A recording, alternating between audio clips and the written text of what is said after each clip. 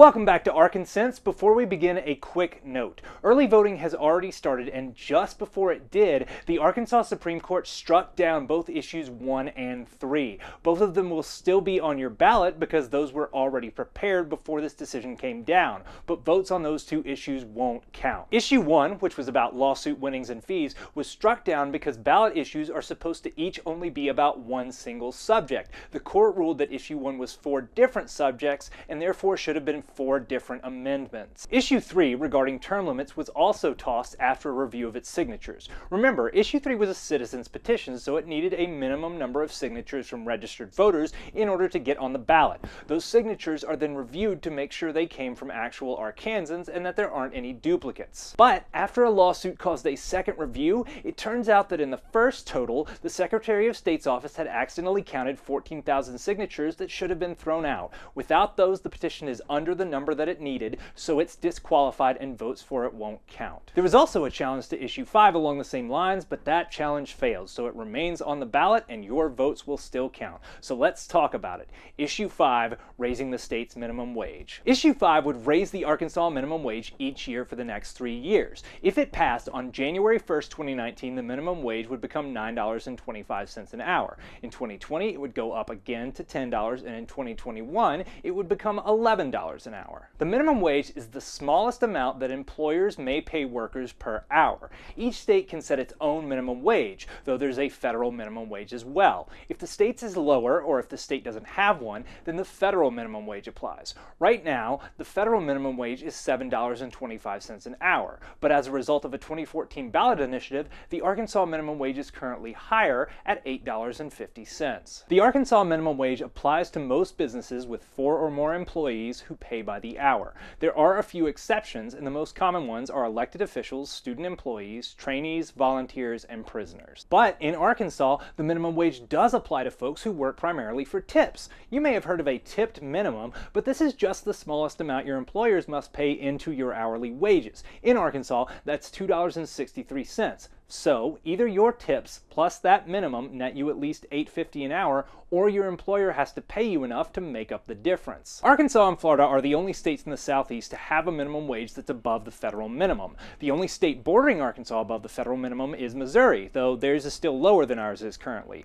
And comparing minimum wage across states can be misleading because different regions have different costs of living and different rates of inflation. Inflation is the rate at which the average price of goods is increasing. If the price of goods goes up, but you're still getting paid the same, then you have less buying power. Each hour of work nets you less stuff, effectively. The average combined price of basic necessities, including food, clothing, and housing, is known as the cost of living, and it varies heavily geographically, both by state and by city. To put it simply, $10 in Arkansas can buy you more groceries than $10 in California. The same thing goes for $10 in Hope, Arkansas versus $10 in Bentonville, though the effect is less extreme. For any given place, the pay per hour that you would need to afford the cost of living, assuming you're working 40 hours a week, is called a living wage. As of late October 2018, the average living wage for our state for a person living by themselves and not raising any children is $10.38. Lee County, which has the lowest cost of living in the state, still has a living wage of $9.91 for an individual, while Pulaski is at the high end at $10.72. So no matter where you are in Arkansas, if you're working 40 hours a week at minimum wage, you'll need another source of income to make sure you can cover the average cost of living. Finally, let's look at how many people will have their wages affected if this raise takes place. According to the Bureau of Labor Statistics, out of working adults in Arkansas who are not paid by salary or independent contract, about 2.5% are paid minimum wage. Unfortunately, it's much harder to know how many people are being paid between what minimum wage is now and what it would become if the law passes. There's also no way to know how many other businesses would raise wages as well as a result of either inflation or being part of an industry which would receive more business if people working at minimum wage have more money to spend. So now let's jump into the arguments for and against this. People in favor of raising the Arkansas minimum wage argue that it needs to be done for wages to keep pace with the rising cost of living. While some people might stereotype minimum wage jobs as the kind you take in high school or college or just to supplement your income, about half of minimum wage workers are over 30 and just over half of them work full time, meaning that many minimum wage workers are adults counting on that job job as their primary or only source of income. As I said earlier, even in the most impoverished county in Arkansas, a single person with no children working 40 hours a week at minimum wage still isn't making enough to cover the average cost of living. Proponents would argue that it should be illegal for a business to pay a full-time employee less than is needed to take care of basic necessities. For some people, that's just an ethical principle, but for many there are economic components to it too.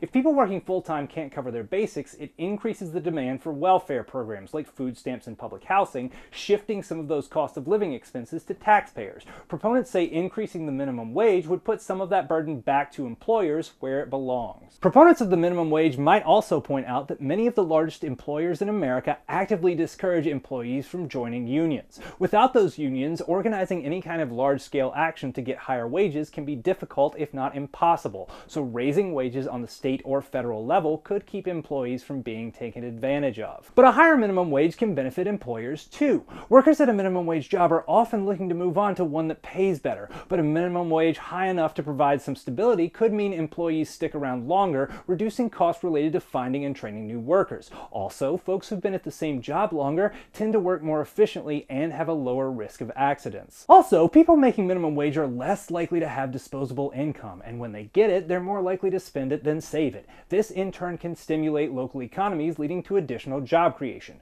People for raising the minimum wage argue that this would offset some of the financial losses to minimum wage companies, in turn meaning they might not need to reduce the number of employees to keep their net income about the same. Finally, unemployment right now is incredibly low. Here in Arkansas, it's the lowest it's been since the Bureau of Labor Statistics started tracking it back in 1976. You might expect that this would raise wages naturally as businesses try to entice the few people available for hire and retain their existing employees, but that's not happening. That could be because the remaining unemployed people tend to have less specialized training or experience and be less educated. So low-skill, low-wage businesses have plenty of options and no reason to raise their pay, even as inflation and productivity rise. Proponents of an increased minimum wage say that this is a failure of the free market and one that needs to be corrected. What are the arguments against raising the Arkansas minimum wage? People who believe that economies work better with less regulation think you shouldn't raise minimum wage, or that we shouldn't even have one at all. This is based on the idea that markets function best, or perhaps most fairly, when left alone, with minimal or no regulation. In this view, government regulation of a minimum wage is unethical because it takes away some of your freedom. If you're in need of money and a business wants to pay you at a rate you're willing to agree to, why should a state or federal government be able to say you can't do that? Shouldn't you have the freedom to make agreements, sign contracts, and do business with whoever you please? Even if other people think a business is taking advantage of you, in this view, the decision should still be yours to make. Another perspective is that in an unregulated market, each business would naturally raise wages to whatever rate is necessary to retain employees and keep them productive and healthy, since that's good for business. If this rate would be beneath the minimum wage, then forcing an employer to pay more is wasting money that might have been used to hire even more people. Worst case, it could even bankrupt what would otherwise be a perfectly functional company. Some people against raising the minimum wage say that doing so will raise inflation enough that it's not worth it. As I mentioned earlier, an increase in minimum wage means increased spending, more demand for products, and more people who can afford them. In turn, some companies might raise prices knowing they can do so to a certain extent without worrying about losing business. Some might also raise the price of goods to afford the increased pay for employees. And that's not just companies who are currently paying less than the new minimum wage. Businesses with current wages in the range just above that will likely feel the need to increase their pay too, either to stay competitive in their hiring or in anticipation of more inflation. So opponents might say that raising the minimum wage to catch up with inflation could be at least partially self-defeating. Another argument against raising the minimum wage hinges on the assumption that higher wages will lead to at least some loss of jobs. The idea here is that companies will want to keep their earnings about the same as they were before wages were raised, and they'll try to achieve that by cutting some employees. In this scenario, the market for minimum wage jobs becomes more competitive, and the positions that do exist go to more skilled laborers. If you've ever applied for a job that advertised itself as entry-level but still required years of previous work experience, you're familiar with the paradox here. Some people would argue that having more folks employed at a lower pay would provide more opportunities and is better economically than having fewer jobs with better pay but higher entry requirements. There are also some Arkansas-specific arguments against this particular minimum wage proposal. Although our state economy is doing well right now, there's no way to know if we will maintain that momentum over the next few years. Some opponents suggest that an increase now might be fine, but setting up something long-term could be a bad idea. Finally, because Arkansas is bordered by states with minimum wages all at or barely above the federal minimum, increasing minimum wage here could cause companies to move to an adjacent state or export some of their labor there. At the same time, it could cause other folks looking for higher wages to move to our state. While that might have its upsides, if there's an influx of people looking for employment at the same time that jobs are leaving the state, it could cause higher unemployment and all the problems that come with that. Opponents would argue, again, that the net risk of this outweighs the potential benefits. So how should you vote? Well, if you believe it's important for minimum wage to keep pace with the living wage for ethical or economic reasons, or if you believe raising it is needed to shift expenses from government programs back to employers, or if you believe that things like weakened unions and free market policies have made it too hard for employees to demand raises and so the state needs to intervene, then vote yes. On the other hand, if you believe that the government setting rules to limit how people do business is unethical or bad for the economy, or if you think that the potential downsides of job loss and inflation outweigh any potential gains of raising the minimum wage, then vote no. And that's it! We're finally finished.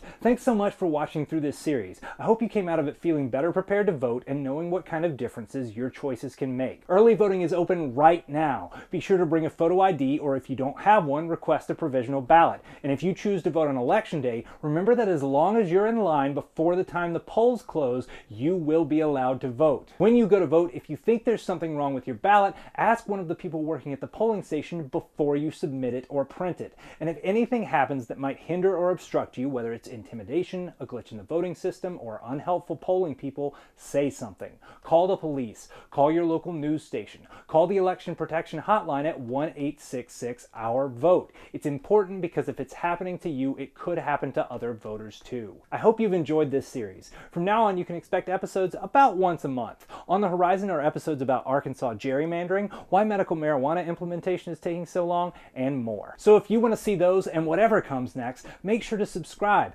And if you want to help make sure those videos happen, please support ArkanSense on Patreon. Patreon is like Netflix or Hulu, but for artists. Each month you pay a specific amount to support me continuing to make content. The exact amount is up to you, and bigger rewards get bigger perks. Speaking of perks, I'd like to thank our 2 Wampus Cat level supporters, Jason Sanders and W. Don Hughes. So if you want to support the show, check out the links below, and thanks for watching.